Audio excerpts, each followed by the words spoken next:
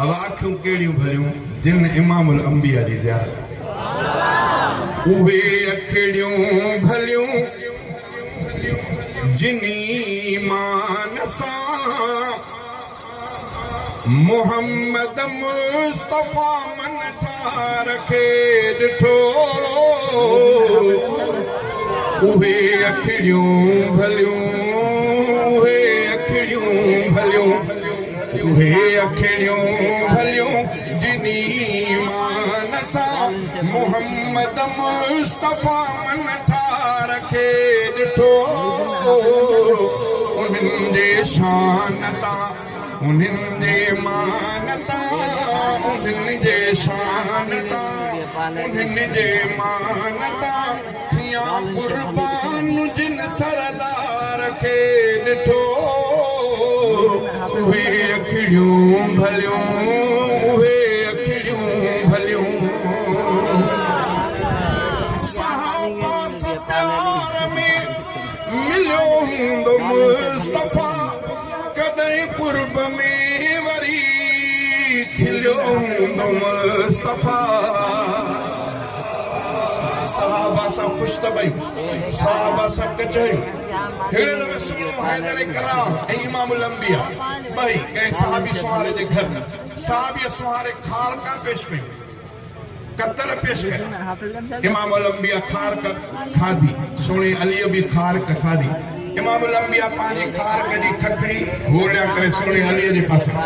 अली साईं खारक खाधी खखड़ी पाण जे पासे रहो इमामुल अंबिया खारक खाधी खखड़ी सुहिणे अली साईं जे पासे रहो जॾहिं खारकूं पूरियूं थियूं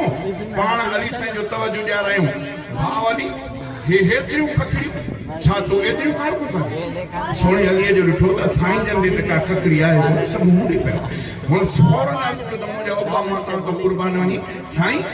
भला साईं जन खखड़ियुनि समेत खाई विया सहाबा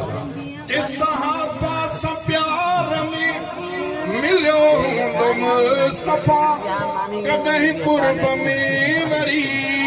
खिलियो हूंदो मुस्तफा तॾहिं पोइ नूर जूं ॿरियूं हूंदियूं बतियूं तॾहिं पोइ नूर जूं ॿरियूं हूंदियूं बतियूं जॾहिं खिलंदे उन्हनि दिलदार खे ॾिठो उहे अखिड़ियूं भलियूं उहे अखिड़ियूं भलियूं उहे अखिड़ियूं भलियूं जिनी ईमान सां मोहम्मद मुस्तफा मन ठार खे ॾिठो उन्हनि जे शान तां उन्हनि जे मान तां उन्हनि जे शान तां उन्हनि जे मान तां थिया कुर्बान जिन सरदार खे ॾिठो उहे अखिड़ियूं भलियूं उहे अखिड़ियूं भलियूं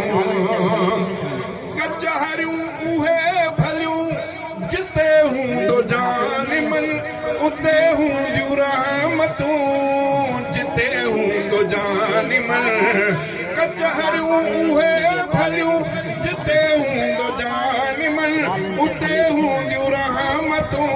जिते हूंदो जानिमन हबीबन जूं मिठियूं कचहरियूं तिने ॾिठियूं हबीबन जूं मिठियूं कचहरियूं तिने ॾिठियूं पैगंबर पाक जे तिन प्यार खे ॾिठो उहे अखिड़ियूं भलियूं उहे अखिड़ियूं भलियूं